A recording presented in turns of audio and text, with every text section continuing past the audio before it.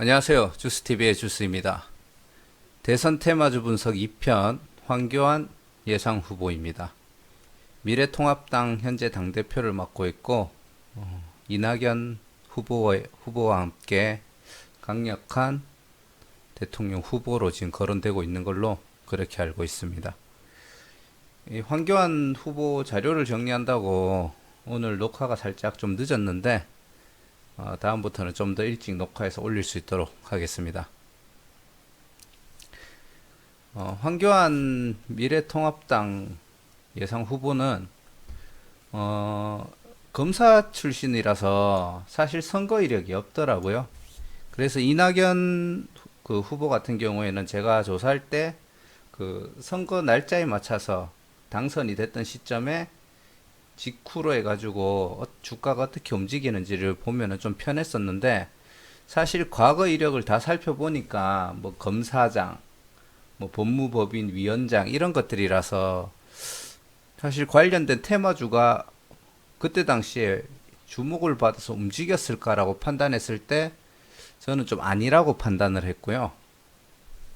그래서 과거 이력은 일단 다 덮어놨습니다. 제가 다 덮어두고 처음에 선거 관련된 정치 관련된 일을 했던 게 선거방송심의위원회 위원장으로 2011년도 12월쯤에 이제 시작을 했는 걸로 지금 추측을 하고 있는 겁니다. 선거방송심의위원회 위원장이 뭐 정치인이라고 얘기할 수 있는지는 저는 잘 모르겠는데, 아무튼 그때부터 아마 정치 쪽에 이제 발을 들인 걸로 예상을 하고요. 사실 뭐 CBS 자문위원, 뭐 선거방송심의위원회 위원장, 이거는 테마주가 움직일 정도의 큰 강력한 호재라고는 저는 개인적으로 생각을 안 해서, 결국 기준을 잡은 거는 제63대 법무부 장관, 44대 국무총리, 그리고 그 자유한국당, 그 당시 자유한국당 당대표를 맡았던 2013년도 3월, 2015년도 6월, 2019년도 2월 달에 그 현재 인터넷에 올라와 있는 테마주들이 같이 움직여졌는지를 살펴보도록 할 예정입니다. 이력이 크게 체크할 게 없다 보니까 사실 그 이낙연 예상 후보보다는 좀 더 종목을 추리기가 좀 쉬웠던 것 같아요. 그래서 영상을 좀 더 빨리 끝낼 수 있을 것 같다라는 생각을 했습니다. 그리고 종목을 찾다 보니까 가장 많이 언급되는 테마성이 성균관대 법학 석사 출신이거든요. 그래서 성균관대 법학과 또는 성균관대 그냥 동문, 뭐 그런 식으로 좀 엮이는 경우가 있었고요. 그리고 경기고등학교 출신이라는 점이 좀 테마성으로 엮였습니다. 그리고 법무부 장관 및 국무총리 할 때 그때 당시에 친분이 있었던 사람, 사법연수원 동기, 그리고 그 황교안 예상 후보가 만들었던 클럽이 대구 기독 CEO 클럽이라고, 이 클럽을 만들었는데 거기 멤버인 사람들 혹은 회장 출신이나 회장인 사람들하고 약간 테마성으로 엮이는 걸 봤고요.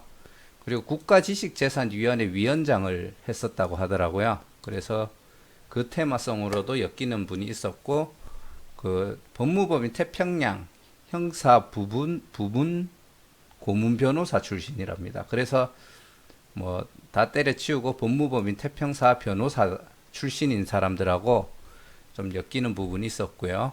그리고 명성교회 김삼환 목사와 친분이 있어가지고 거기 있는 장로분하고 엮이는 게 있었습니다.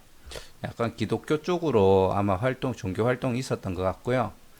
그리고 박근혜 정부 시절에 아마 국무총리 하던 이 시절 같은데, 그때 뭐 그 박근혜 씨 친동생인 분이 있었다고 하더라고요. 그래서 박근혜 정부 시절에 친동생과 친분으로 인해서 테마성이 엮인 걸 하나 봤고, 그리고 친인척 집안 루머, 친인척과 집안이 같은 황씨다 이런 걸로 묶여가지고 움직였던 종목이 한 두 개 정도 있었습니다. 그리고 아들이 취직하고 있는 회사가 약간 테마성으로 엮였고요. 자, 큰 틀에서는 테마성도 사실 좀 약간 뻔한 테마성들이 좀 많았었고요. 일단은 그렇다는 점 참고하시고, 어, 제가 지금 앞에 그 이낙연 예상 후보랑 그 똑같이 종목별로 체크사항은 거의 다 똑같은데 아무래도 선거 이력이 없다 보니까 법무부 장관, 국무총리, 당대표 시기에 주가가 어떻게 움직였냐를 보고 아까 앞에서 잠깐 언급드렸듯이 보고 그때 당시에 고점과 현재 주가 그 고점과 주가 움직임이 없을 때 주가 있지 않습니까? 쉽게 말해서 고점과 저점을 확인해서 현재 위치가 어디에 있느냐를 찾아보겠다는 얘기입니다. 약간 저평가되어 있는 테마성이 엮여 있으면서 저평가되어 있는 종목을 우선으로 찾겠다. 그리고 테마성이 없을 때 주가 위치, 현재 위치 같은 얘기죠. 그런 것들을 좀 찾을 예정입니다.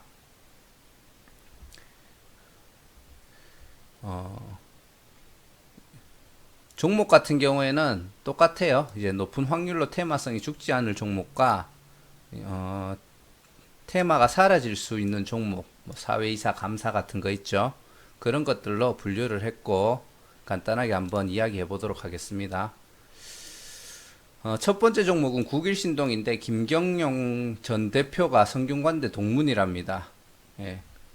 차트를 보시면은 그 호재 직전 지금 파란색 줄 그어 놓는 게 그 2013년도 2월 그리고 얘는 잘못 그어졌네요. 죄송합니다.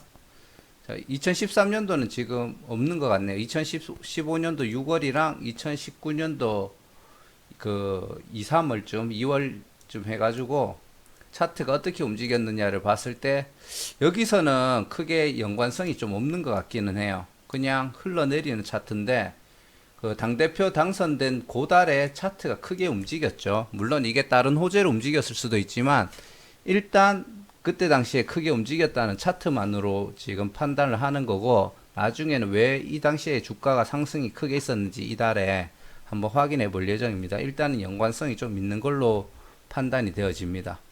그리고 노루페인트, 노루홀딩스 우 요 세 종목은 뭐 같은 사유로 움직이는데 한영재 회장, 김용기 부회장 경기도 동문이고요. 그리고 호재전에 차트상에 상승이 보이나 당선 후에 흘러내리는 것이 그 호재에 대한 반응이 크게 받지는 못하는 것 같아요. 대표로 노루페인트만 보면은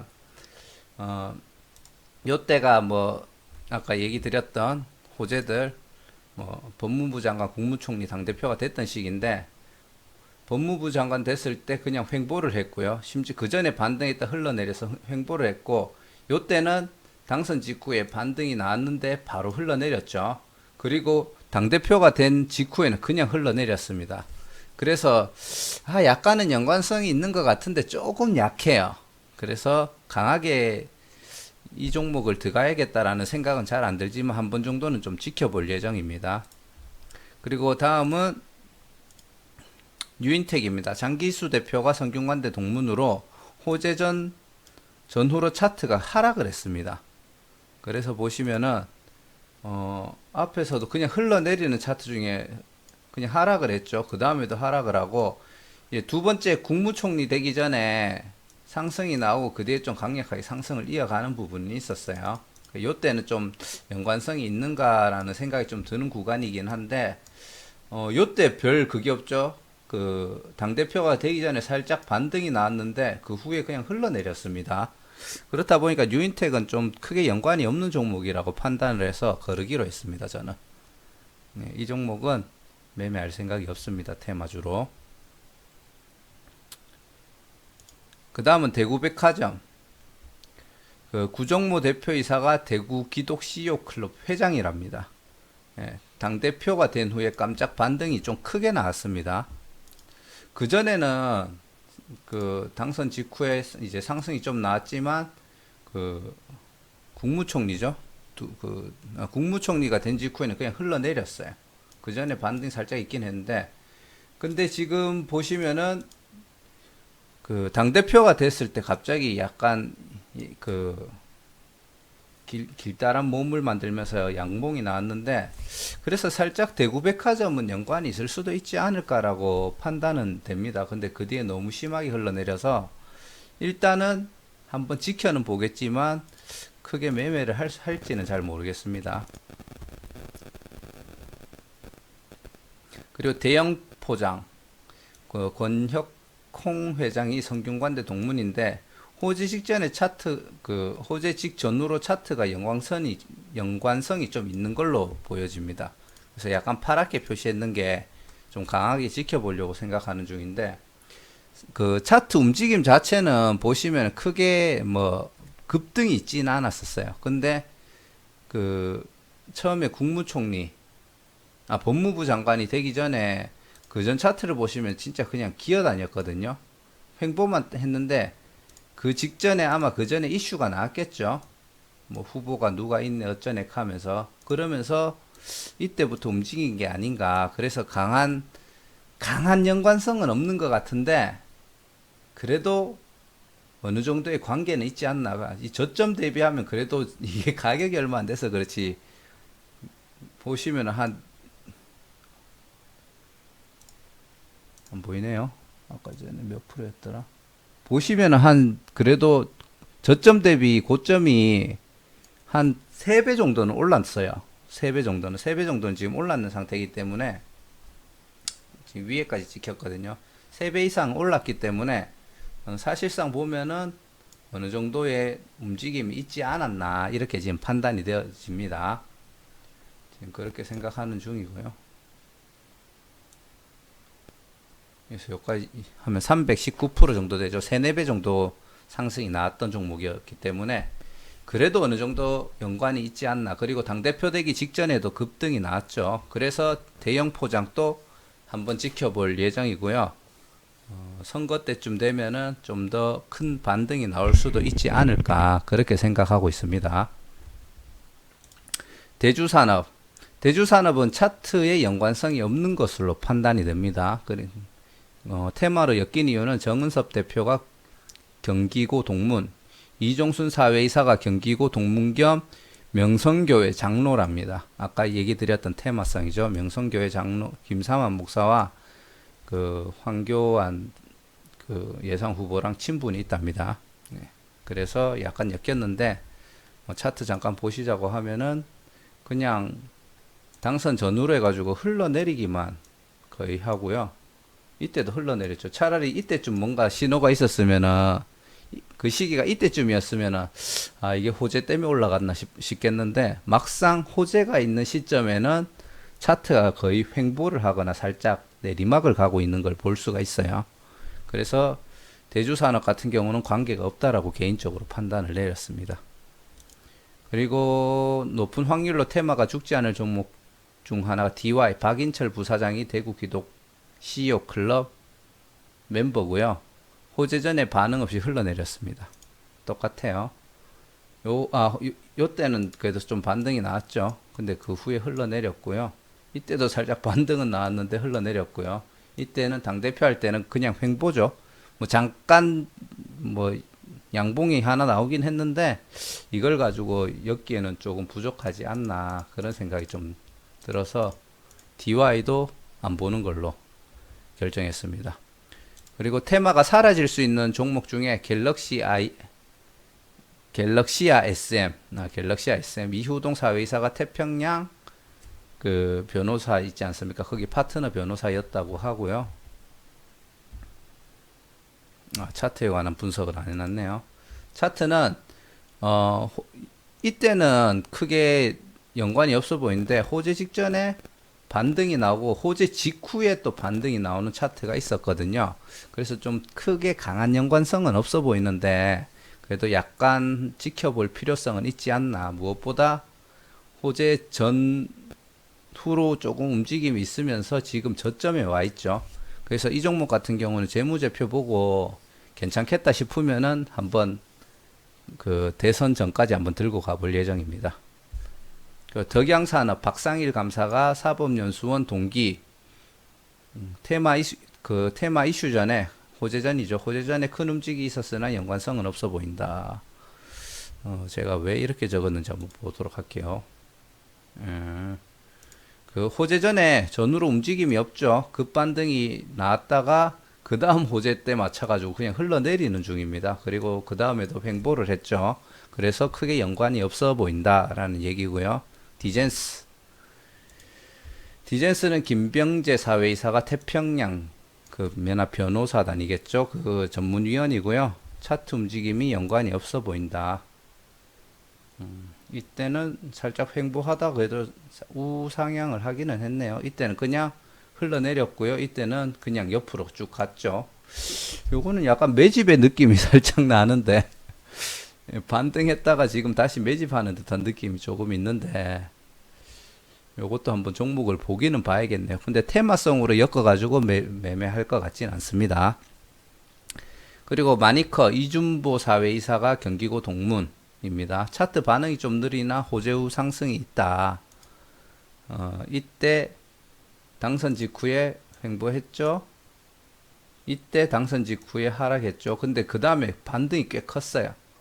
그리고 이런 경우는 사실 근데 테마성이 엮여서 움직였다고 솔직히 말하기는 좀 어려울 것 같습니다.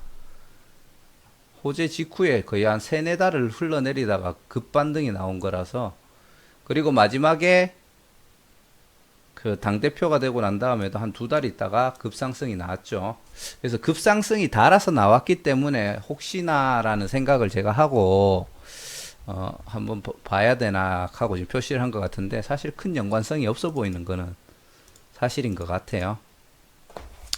자, 이상 그 지금 다음 대선 예상 후보 2편으로 그 황교안 2-1편이고요.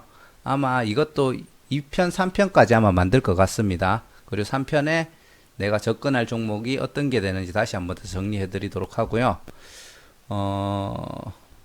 제가 이렇게 준비하면서 이렇게 종목을 찾는 방법이 사실 맞는지는 저도 잘 모르겠습니다.